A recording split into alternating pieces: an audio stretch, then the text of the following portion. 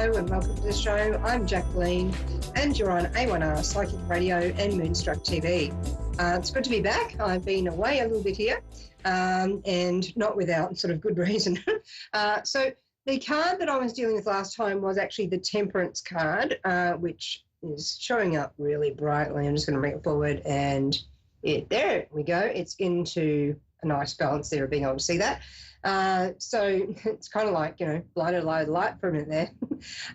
So with the Temperance card, we were talking about that and talking about the idea of finding balance, and that can be easier said than done. There can be a lot going on when you're dealing with that, because you can sort of see one foot is in the water, one foot's on land. When we're dealing with that card, there's the energy of vibration coming through. So it's sort of like being able to manifest, and also you'll see them tipping the cups between each other. A way of aerating water, if it's been stagnant for quite some time, is to actually pour it out and tip it between, two vessels, and then that aerates it. And that's for oxygenating anything, any sort of liquid.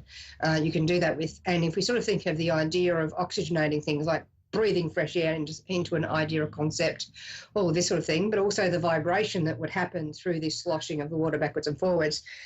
We talk about the vibration of spirit, and we talk about vibrational energies to do with people and where they're at in their life at that time, what's happening for them, all these sorts of things.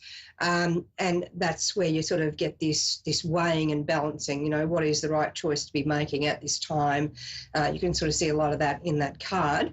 Also, it's kind of, there's a connection to the sense of spirit through the very image of the actual angel being in that card, weighing and balancing the energies as we go.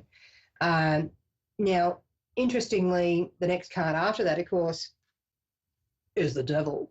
And people get kind of hung up and a bit sort of weird about this card. I like the Rolling Stones song, Sympathy for the Devil. I don't think you should have sympathy for the devil, but if we think of the devil actually as the inner shadow, the unowned parts of ourselves, and we look at the ownership of our frailties or our insecurities or our little tantrumous toddler within. It's really interesting. It's important in healing work to do a lot of stuff where you work on healing your inner child and making your inner child feel safe.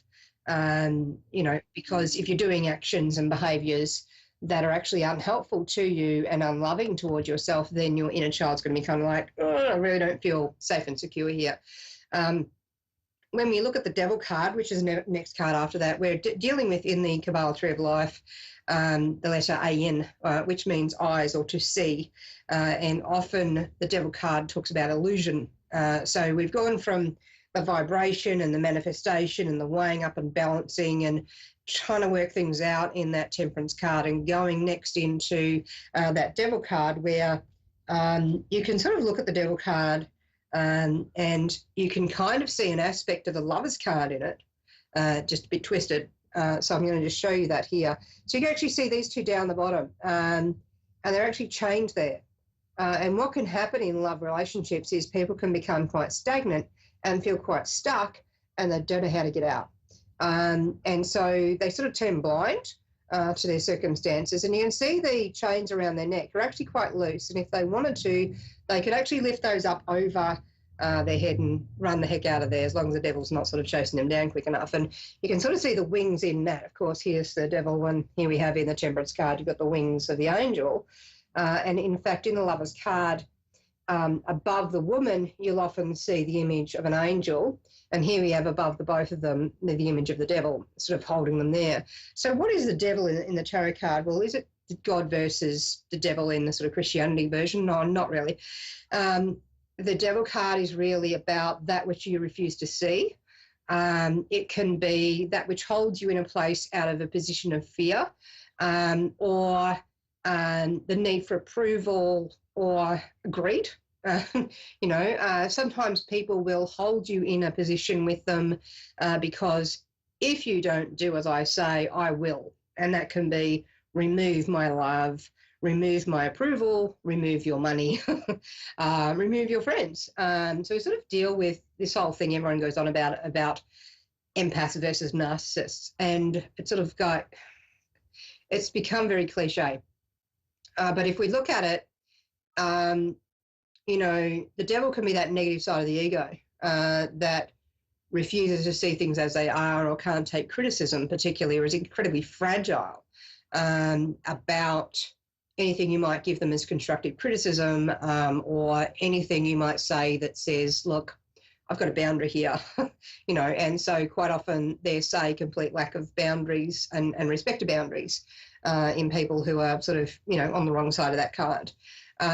Also, with people with a 15-day birth, it can be really interesting because they can be very loving, very giving, very insightful people who can see right through people at work or out in social settings out in the big world and, that doesn't look quite right, and their radar will be right up on that.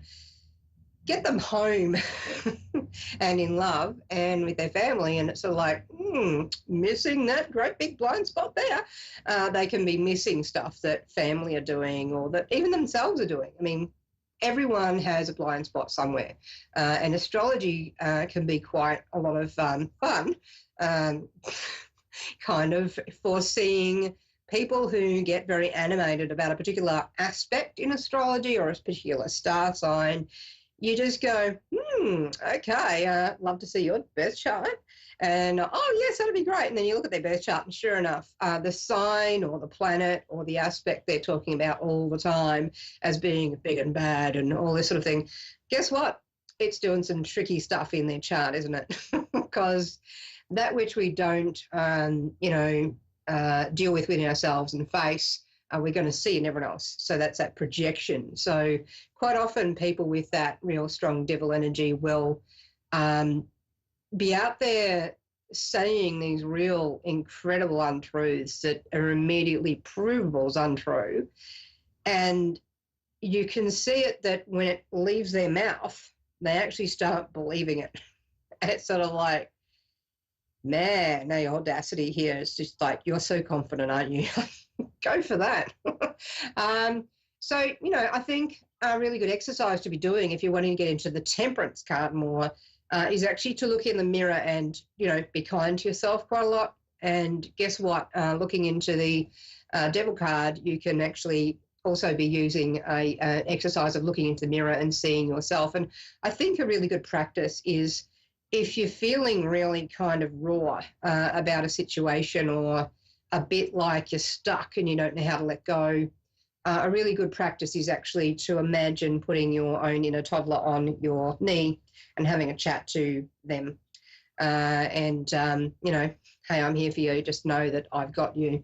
And actually live up to that. Don't let yourself down and give in to people's trickery or their seductive kind of things when you know that it isn't sitting right with you on a gut level. It's just not real.